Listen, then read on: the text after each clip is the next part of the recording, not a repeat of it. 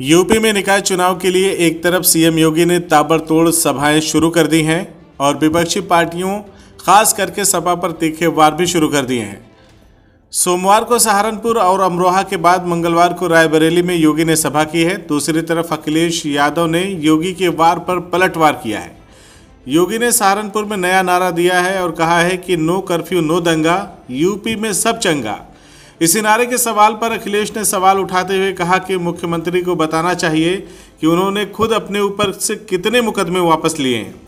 अखिलेश ने यूपी की कानून व्यवस्था पर भी सवाल खड़ा किया। अखिलेश ने कहा कि पहले उमेश पाल फिर अतीक और अशरफ की हत्या से साफ हो गया है कि प्रदेश में सिस्टम फेल हो चुका है। अब मामला कानून व्यवस्था की बातों से ऊपर चला गया है। अखिलेश ने कहा कि स्मार्ट सिटी के नाम पर भ्रष्टाचार के अलावा कुछ नहीं हुआ। सपा की सरकार में जितना काम हुआ था उससे आगे का काम सरकार नहीं कर पाई है। मेट्रो, आईटी कनेक्टिविटी आदि तो सपा सरकार की देन है। जरूरी मुद्दों से ध्यान हटाने के लिए भाजपा दूसरे मुद्दे उछाल रही है।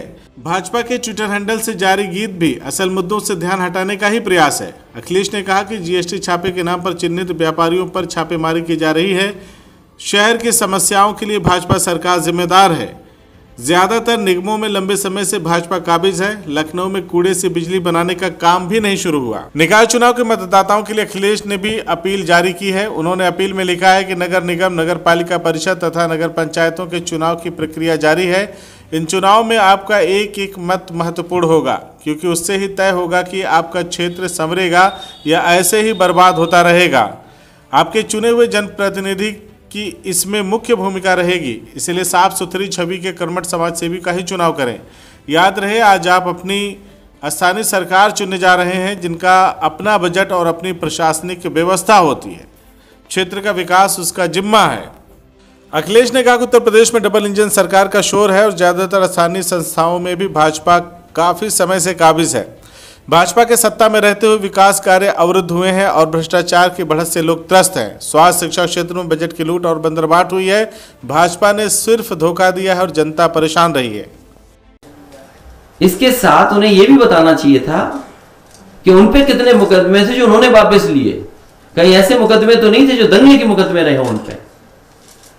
मैं इसलिए कहना चाहता हूं, जानबूझ करके सरकार के लोग मिलकर के ध्यान हटाना चाहते हैं, क्योंकि ये शहरों से कूड़ा नहीं हटा पाए, शहरों की नालियां नहीं साफ कर पाए, शहरों में ये पब्लिक ट्रांसपोर्ट नहीं दे पाए, शहरों में ये सुरक्षा और स्वास्थ्य की सुविधाएं नहीं दे पाए, शिक्षा की व्यवस्थाएं अच्छी नहीं दे पाए, और जो स्कूलों की फीस को कम करने का दावा किया था इन्होंने प्राइवेट स्कूलों की, वो फीस कहां पहुंच गई आप महसूस कर रहे होंगे।